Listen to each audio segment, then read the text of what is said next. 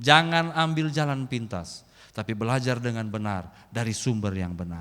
Kami menerima kebenaran firman-Mu, agar kami tidak goyah dalam setiap perjalanan hidup sebagai umat-umat Tuhan. Kami rindu hidup seturut kehendak Tuhan, firman yang kekal sampai kekal, tidak pernah gagal, selalu sanggup memberkati, menyembuhkan, dan menolong menyelamatkan kami. Di dalam nama Tuhan Yesus Kristus kami terima kebenaran firman. Haleluya, amin.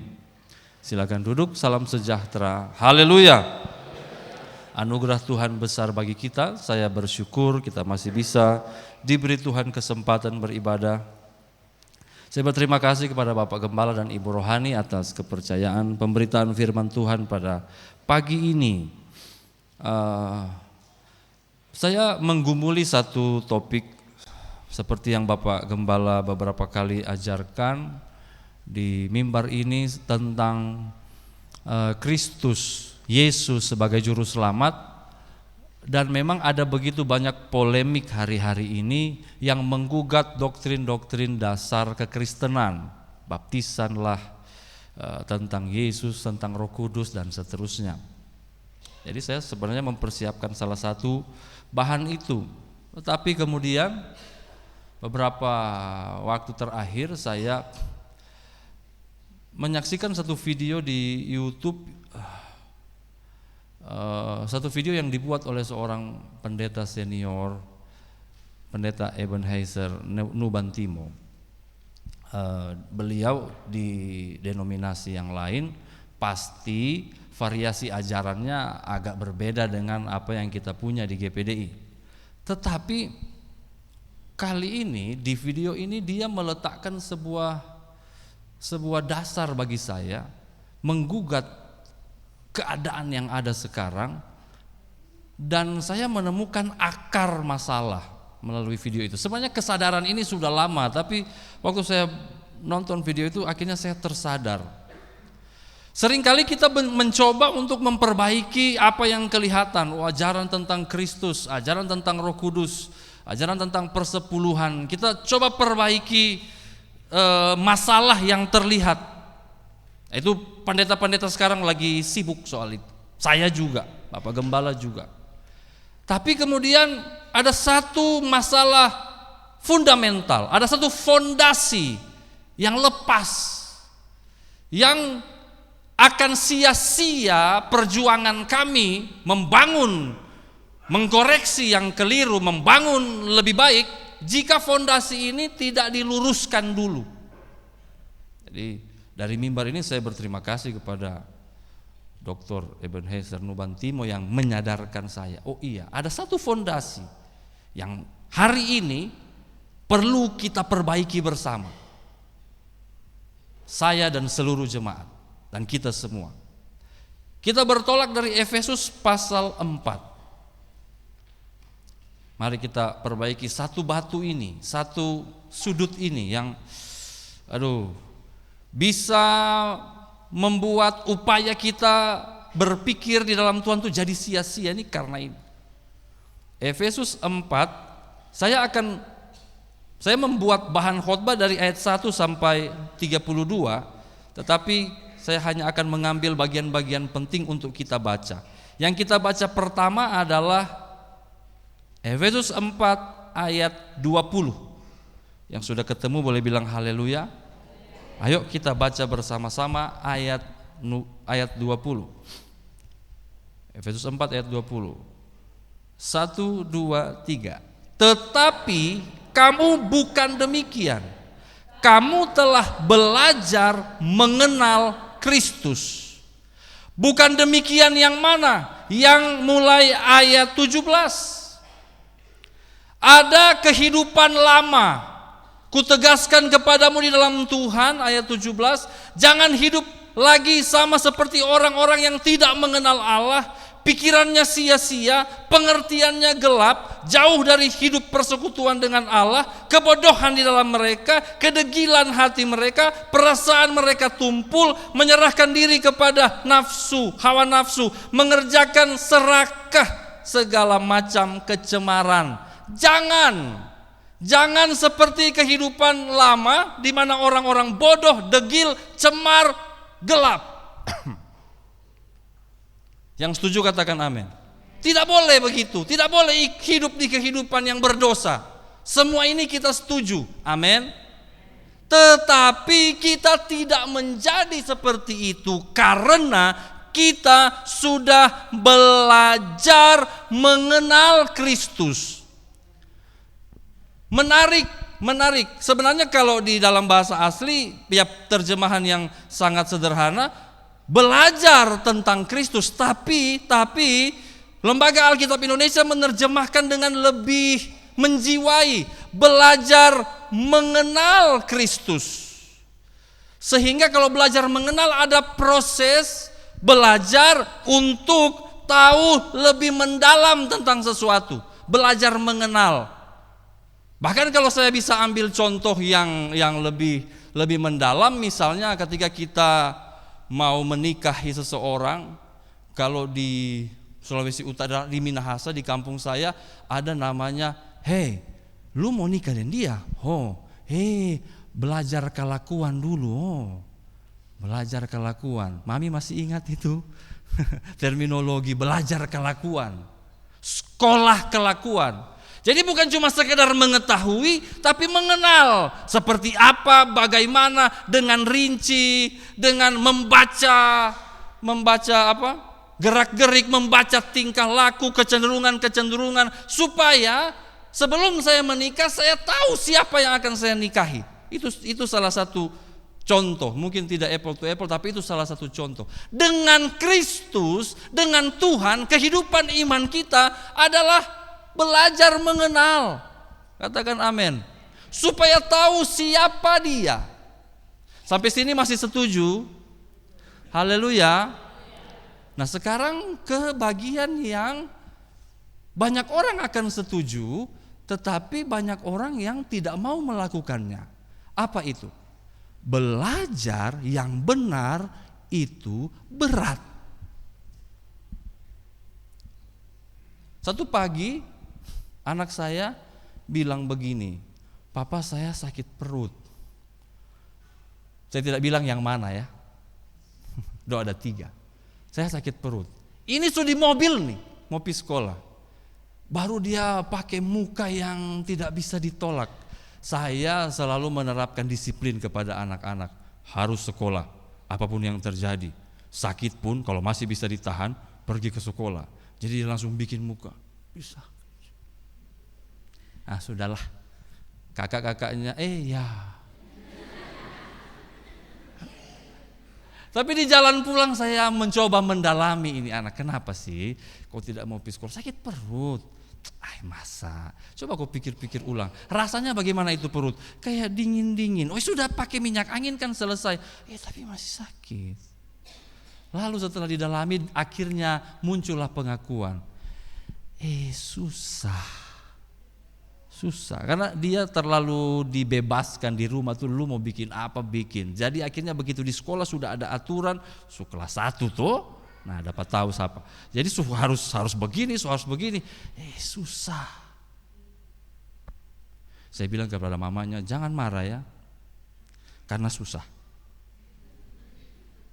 Belajar yang benar susah, butuh waktu, butuh tenaga, butuh fokus, butuh perjuangan. Kalau engkau mau mengenal Kristus, jangan membayangkan jalan yang gampang. Karena belajar kebenaran firman butuh ketekunan. Bilang kiri kanan, susah belajar itu. Iya. Kenapa susah? Karena di balik perjuangan yang sulit, kita sementara mengarahkan hati dan tujuan kepada sesuatu yang besar, kepada sesuatu yang mulia, kepada sesuatu yang luar biasa. Apa itu? Sukacita, damai sejahtera, kebenaran yang ada dalam kerajaan sorga. Karena kerajaan sorga bukan soal makan minum, bukan soal yang jasmani, tapi soal kekekalan. Yang setuju bilang amin. Nah, kalau untuk 10 juta, 100 juta, ada keringat, ada susah, ada perjuangan, masak untuk sorga, untuk damai sejahtera, untuk sukacita, gampang-gampang sah. Sehingga kemudian jemaat Kristen, orang percaya terbagi pada 2 golongan. Ada yang golongan Kristen di pantai dan santai, mendengarkan musik reggae. Jalan serta Yesus, setiap langkah. Lu mau tahu ini toh, kok tentang Tuhan toh, tentang Kristus, tentang Roh Kudus, tentang apa? Sudah, biar pendeta saya yang pikir itu. Ku akan merasa, cintanya Allah. Santai sah ketong. Ketika ada orang mau bertekun belajar firman, lu suka pendeta saya. Sudahlah, ketong ini jemaat. Yang penting masuk surga toh. Kalaupun sudah masuk dekat-dekat pintu justru baik. Suka ya Bruno di pastor ini, dia pun tempat tidur favorit di mana? Di depan pintu kamar, karena di kamar ada AC. Jadi biar sonde masuk kamar, yang penting ada AC dari kisi-kisi bawah pintu.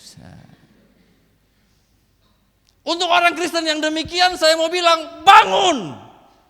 Jangan tinggal di situ. Kenapa? Karena dalam kesantaian, dalam ketidakmengertian, engkau dan saya mudah dibelok-belokkan oleh berbagai macam ajaran. Apalagi yang bicara waktu ketong nonton di YouTube, so taruh dia pun nama di sini, doktor.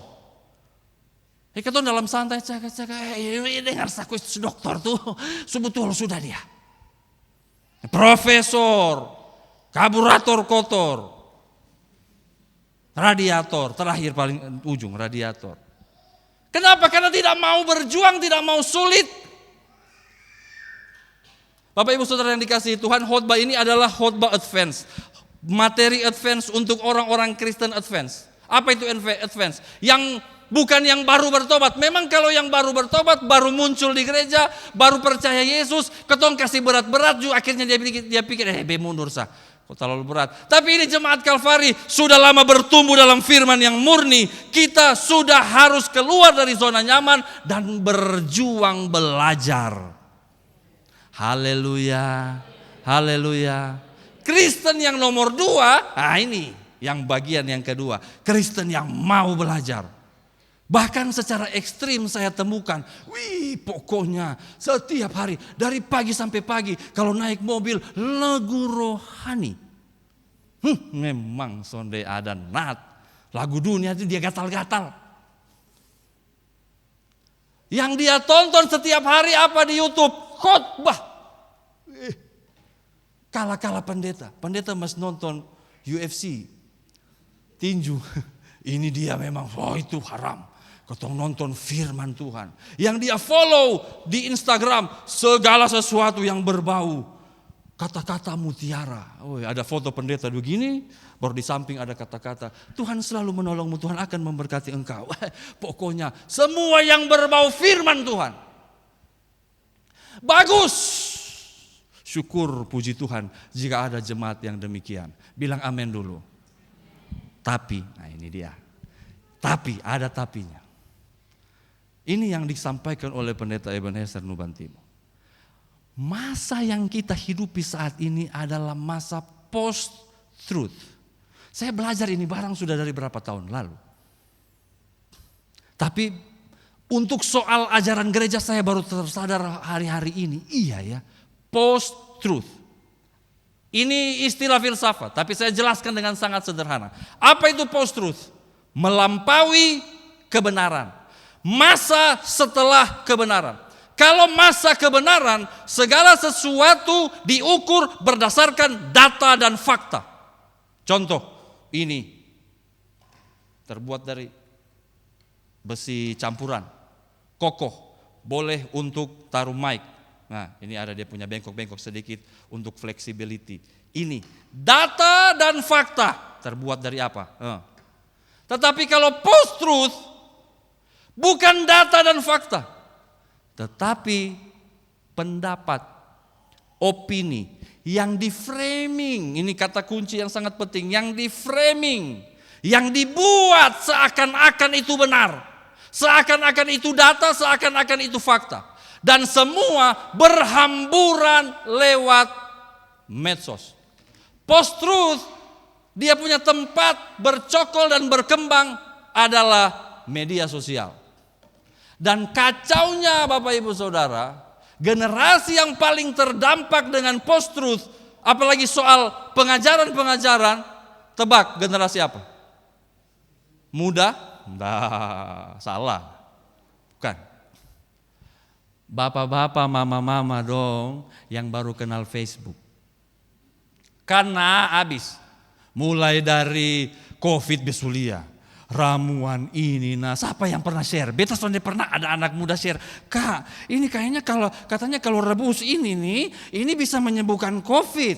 Beta sudah pernah ada anak muda, Ivan kos. Tapi kalau ibu-ibu dong, mulai share ini, share itu. Share kata mutiara, share khotbah, potongan khotbah 1 menit, 30 detik. Karena habis. Ada satu orang bilang begini, Kak itu kayaknya punya bakat deh untuk bikin TikTok rohani nih. Dia bilang, masa? Bisa FYP Kak? Serius? Beta jaketnya merasa diri ya. Ya beta coba-coba. Saya belum install TikTok, belum. Tapi coba-coba. Halo pemirsa. Halo netizen. Ya. Jadi Kristus itu bla bla bla bla bla bla. Enggak bisa. Kenapa? Ini pikiran ini sudah kadung mengerti dengan komprehensif. Sudah terbiasa berpikir komprehensif sehingga sependek-pendeknya konten saya di medsos 10 menit. Nggak bisa saya potong hanya kecil karena ini sudah terbiasa berpikir komprehensif total supaya semua argumen bisa terjadi dan tersampaikan dengan baik. Aduh, kenapa ya? Yang viral bukannya yang komprehensif, yang lengkap. Video Dr. Eben Ubantimo yang nonton sampai 300. Itu dokter dari Belanda, itu udah belajar betul itu. Sampai 300. Tapi ini potongan-potongan dong, tahu orang sekolah di mana, tahu pelayanan di mana, dengan penyimpangan kiri kanan. Tagal hanya bilang persepuluhan sudah berlaku, bahasa roh begitu, viral habis. Tanpa ada penjelasan. Ini penting Bapak Ibu. Dan kita terbiasa, begitu lihat postingan rohani share. Rohani share. Belum tentu. Tahan itu jari. Kalau itu jari sudah mau share. Lu berhenti dong. Sabar. Siapa yang ngomong? Latar belakang dia bicara apa? Apakah dia punya kredensial untuk bicara? Apakah dia punya kemampuan? Bangunan argumen teologisnya bagaimana? Kalau cuma mau omong-omong kasih enak telinga sama semua orang juga bisa. Hari ini Tuhan memberkati engkau. Hari ini Tuhan Tuhan berapa? Tuhan berjanji bahwa tidak akan ada masalah, tidak akan ada masalah yang terlalu berat untuk engkau hadapi. Enggak begitu, enggak sesederhana itu, Bos. Hari ini adalah hari mujizat bagimu. Engkau lihat saja hari ini, maka Tuhan akan menyembuhkan engkau. Pi bilang di rumah sakit, Cok. Be mau lihat? Enak saya omong. Semua itu ada dia punya urutan. Tapi orang kalau mau diajar belajar mengenal Kristus yang benar, dan dia punya urutan-urutan, malas, capek. Sudah ada yang instan di TikTok itu sah. Andia, PA, susah. PA hari Rabu. Banyak ya di Kalvari kalau hari Rabu PA dan doa banyak yang datang. Haleluya. Semoga tambah banyak ke depan. Karena mana kau mau belajar? Sudah yang orang-orang sekolah Alkitab, aduh bahaya.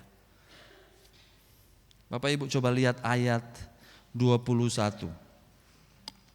Ayat 21. Efesus pasal 4 ayat 20. Belajar mengenal itu butuh waktu, butuh upaya. Jangan ambil jalan pintas potongan-potongan kecil. Ini era post-truth. Engkau sementara disesatkan oleh media sosial. Hati-hati. Ayat 21, yuk sama-sama kita baca. 1, 2, 3. Karena kamu telah mendengar tentang Dia dan menerima pengajaran di dalam Dia menurut kebenaran yang nyata dalam Yesus. Mendengar, menerima, menurut kebenaran yang nyata. Jadi ada kebenaran. Sekali lagi saya ulang, ada kebenaran yang nyata. Sama-sama bilang kalimat ini, 1, 2, 3. Ada kebenaran yang nyata. Soal apapun.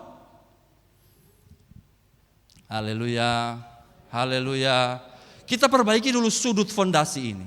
Karena percuma nanti kami khotbah sudah berusaha memperbaiki, Bapak Gembala berjuang untuk menjelaskan semua ini. Tetapi kita hanya akan dengar saja, baru habis itu kita juga tetap tenggelam dalam era post-truth ini. Aduh bahaya. Ada kebenaran yang nyata. Yang setuju sekali lagi bilang amin. Kebenaran yang nyata itu disampaikan oleh siapa? Efesus pasal 4. Kita naik ke atas di ayat 11 sampai 15. Soalnya apa ya, agak banyak-banyak baca ayat kali ini saya khotbah. Kan jarang-jarang. Efesus 4 ayat 11. Yang sudah ketemu ayat 11 bilang amin. Oke, sama-sama pelan-pelan saja bacanya. Suaranya agak keras. 1, 2, 3. Dan ialah yang memberikan baik rasul-rasul maupun nabi-nabi, baik pemberita-pemberita Injil maupun gembala-gembala dan pengajar-pengajar. Untuk apa? 12. Untuk memperlengkapi orang-orang kudus bagi pekerjaan pelayanan, bagi pembangunan tubuh Kristus. 13. Sampai kita semua telah mencapai apa? Kesatuan iman dan pengetahuan yang benar tentang anak Allah, kedewasaan penuh dan tingkat pertumbuhan yang sesuai dengan kepenuhan Kristus, sehingga kita bukan lagi anak-anak yang diombang-ambingkan oleh rupa-rupa angin pengajaran, oleh permainan palsu manusia dalam kelicikan mereka yang menyesatkan. 15. Tetapi dengan teguh berpegang kepada kebenaran di dalam kasih, kita bertumbuh di dalam segala hal ke arah Dia, Kristus yang adalah kepala luar biasa. Luar biasa. Jadi ayat 11 akan membuat ayat 12 sampai 15 terjadi. Jemaat tidak terombang-ambing, kokoh, diperlengkapi dengan segala sesuatu yang dibutuhkan untuk pekerjaan pelayanan, pembangunan tubuh Kristus. Teguh berpegang pada kebenaran. Kuncinya di mana? Hamba-hamba Tuhan yang terlatih. Jadi Bapak Ibu, kalau dengar khotbah, ini sekarang, ini advance ya. Dulu saya pernah bilang, setiap kali orang khotbah terima firman Tuhan dan hidup bertumbuh dalam firman Tuhan. Sekarang karena advance kita naik level. Pilih. Ini dia. Harus pilih. Ini akan memperlengkapi beta. Yang omong nih siapa? Dia sekolah di mana? Beta ini akhir-akhir ini lagi ada banyak kejengkelan dengan proses pendidikan kita. Sekolah Alkitab sekarang terlalu gampang. Mau jadi pendeta ini terlalu gampang. Sekolah sedikit pendeta sudah. Hei, tiba-tiba sesu S2. Tiba-tiba sesu esteller. Cepat lah ya. Katong yang berdarah-darah, berair mata sekolah ini sampai bingung. Habis itu dong mulai khotbah pak dapat kesempatan. Luar biasa. Ada sekarang yang aneh, sekolah Alkitab 2 hari 1 minggu. 2 hari 1 minggu. Dia mau lanjut omong juga bingung. 2 hari 1 minggu ini kemana model ini? Ini anak-anak ini 2 kali 9 bulan setiap hari memang ada, ini pusing kepala. Ketong berjuang dari nol, dari perbaikan karakter, kasih masuk ini firman, bagaimana dong pun cara berpikir, bagaimana cara menyusun argumen, bagaimana cara menafsir, apalagi hermeneutika ini beta drill dong, ini apa yang tingkat 2, hermeneutika menafsir Alkitab supaya sonde salah tafsir, putar sampai ada tingkat 2 yang tahun lalu bilang om, yang betul om, dia begini. Belajar. Wih, ini setengah mati. Dokter, tanpa mengecilkan ibu-ibu, bapak-bapak dokter. Dokter yang dia urus kesehatan jasmani. Flu, sakit gigi, sakit kepala. Memang ada juga yang parah, kanker dong. Tapi sejauh-jauhnya intervensi dokter itu hanya untuk menjamin seseorang punya kesehatan seumur hidupnya. Yang sebentar juga pasti mati. Betul toh? Hamba Tuhan, ini dia mau urus, ini orang pun hidup bukan cuma jasmani, tapi kekekalan. Sepanjang-panjangnya umur, ibu dokter tanpa mengecilkan, karena beta nanti besok jupi dokter ini mau urus pepung gigi ini, kasihan, minta maaf. Sepanjang-panjangnya umur, jasa tenaga kesehatan sampai di 90 tahun kok. 95 kok itu supaksa tuh.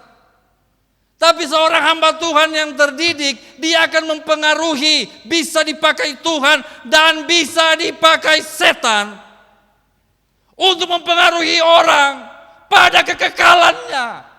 2 hari 1 minggu, apa itu? Ini kalau baca ini ayat, aduh. Beban besar untuk para rasul, para nabi, penginjil, guru, gembala, bukan sembarang. Dan kita bersyukur GPDI Kalvari Tuhan berkati dengan tanggung jawab bersama Bapak Gembala menyelenggarakan sekolah Alkitab Kalvari. Dia bilang besok kasih besok sertifikat, kalau besok belum jadi, besok dia kasih. Tagal ini sertifikat baru besok bisa jadi gembala, baru tuntun ini domba-domba di kesesatan. Beta kasih bebek, besok gembalakan bebek mati semua. Dia datang, Om. Ini kalau Om sugaro kepala ini beda, bahaya. Om, kenapa? Bebek habis Om. Karena, ini mulai usus cerita nih, kan begini Om. Pagar kan itu seng Om. Jadi ada longgar di bawah, baru anjing masuk dan sama saja dengan gembala urus jemaat, baru lapor di Tuhan Yesus. Tuhan, jemaat binasa semua Tuhan. Baru Tuhan tanya, lu udah bikin apa itu jemaat kok sampai binasa? Nah kan begini, pagar kan seng Tuhan. Pun pagar seng deh lu. Jadi kan ada ini pendeta Dr. ES Tuhan. Dia bilang Kristus Yesus bukan Tuhan atau apa. Pikir salah itu seng dong. Heran. Jemaat, pilih-pilih. Jangan tagal dia ganteng. Konten TikTok kayak mantap. Lihat-lihat saya punya Instagram juga lah. Agak mantap juga lah saya ini kan. Sedikit-sedikit. Cuma memang panjang. Sudah bisa dikasih pendek. Masa penjelasan pendek? Firman Tuhan itu enggak bisa begitu. Besok Bapak Ibu mau. Waktu sakit pilih dokter. Baru dokter sudah periksa, sudah tanya apa-apa, langsung bilang, obat. Sabar dulu dokter, belum tanya beta pusaki apa. Dokter ini kan butuh proses tidur, dia mulai stetoskop. Terus gejalanya harus tanya kan, baru tulis resep. Kalau lempar obat sama, katong semua juga bisa.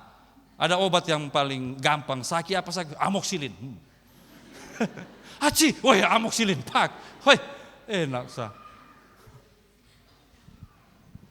Haleluya.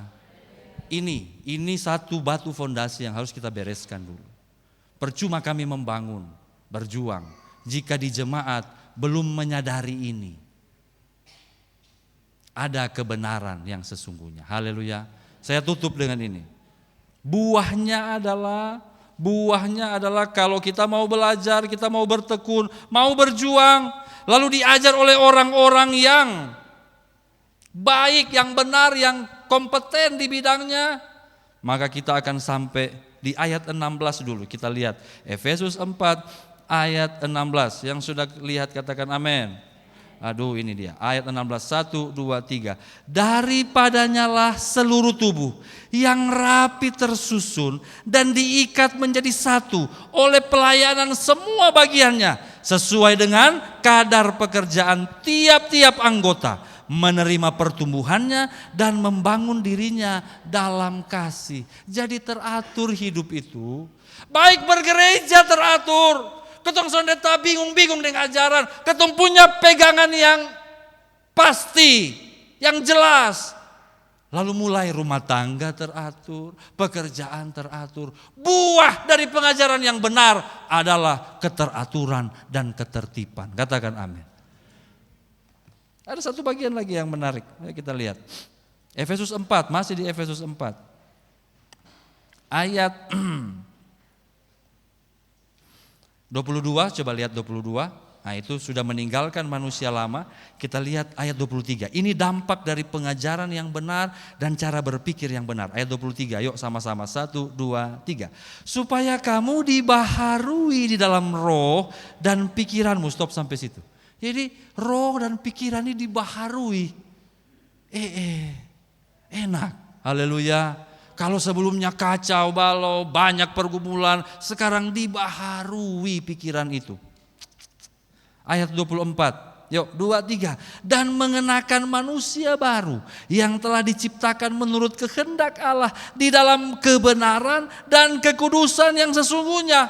Otomatis kebenaran dan kekudusan mengikuti orang percaya yang mau belajar kebenaran firman dengan benar. Jadi kalau lihat orang ini mau bertobat, lalu kita mulai tekan dia, lu harus bertobat, harus kudus, susah, lama. Tapi begitu dia menyediakan diri untuk belajar, diajar oleh kebenaran yang murni, jadi itu. Dan seterusnya, Bapak Ibu bisa baca di rumah. Terakhir ayat 31 dan 32 sebagai penutup. Nanti di rumah baca ya, mulai ayat 1 sampai 32. Saya cuma ambil beberapa bagian yang penting saja untuk penekanan. Ayat 31, yang siap baca katakan amin. Tarik napas dulu. Ini dampak orang yang belajar firman dengan benar. Ayat 31, 1, 2, 3. Segala kepahitan, kegeraman, kemarahan, pertikaian dan fitnah hendaklah dibuang dari antara kamu. Demikian pula segala kejahatan. Tetapi hendaklah kamu ramah seorang terhadap yang lain, penuh kasih mesra dan saling mengampuni, sebagaimana Allah di dalam Kristus telah mengampuni kamu. Dampak apa ini dari pengajaran yang benar? Damai sejahtera, keindahan hidup, kebaikan hidup. Kiranya ini terjadi di gereja kita. Kita berdoa ini terjadi dalam diri kita, terjadi dalam rumah tangga keluarga kita. Bagi orang-orang yang mau belajar kebenaran-kebenaran Tuhan. Jangan ambil jalan pintas, tapi belajar dengan benar dari sumber yang benar. Haleluya. Amin. Rindu selalu dekat denganmu, Tuhan Yesus sahabatku.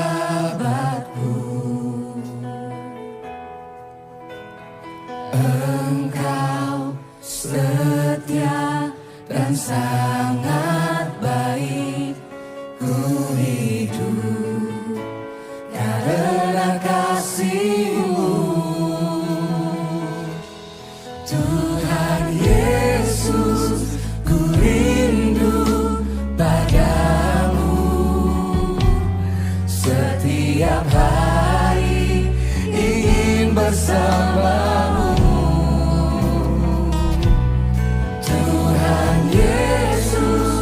Kerinduan hatiku menjadi seperti-Mu, senangkan hati-Mu.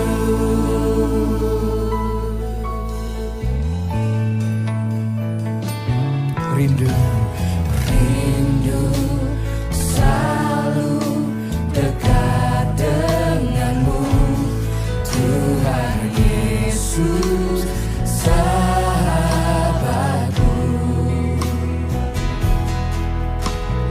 Engkau setia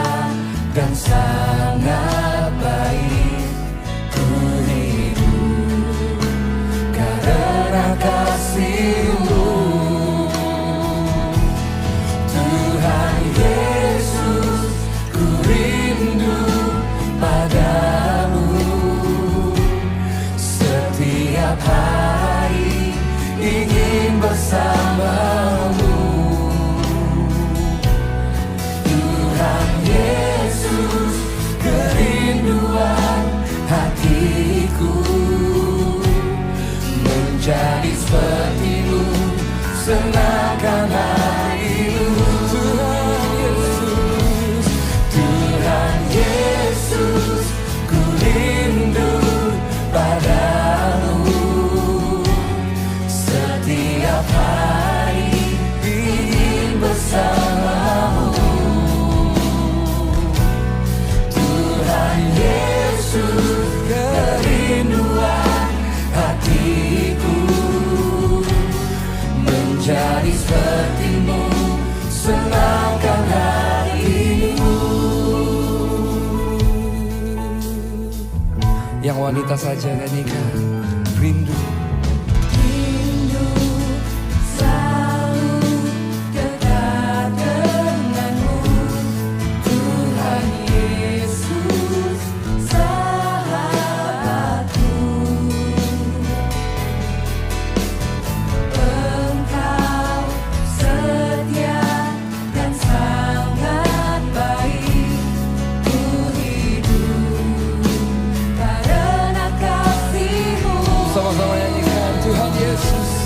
Tuhan Yesus, ku rindu padamu. Setiap hari ingin bersamamu. Tuhan Yesus, kerinduan hatiku, menjadi sepertimu, senangkan hatimu. Tuhan Yesus, ku rindu padamu. Setiap hari ingin bersamamu. Tuhan Yesus, kerinduan hatiku, menjadi sepertimu, senangkan hatimu. Tuhan Yesus, ku rindu padamu. Setiap hari ingin bersamamu. Tuhan Yesus, kerinduan hatiku, menjadi sepertimu, senangkan hatimu. Sekali lagi, mari angkat tanganmu tinggi-tinggi, katakan, Tuhan Yesus, ku rindu padamu.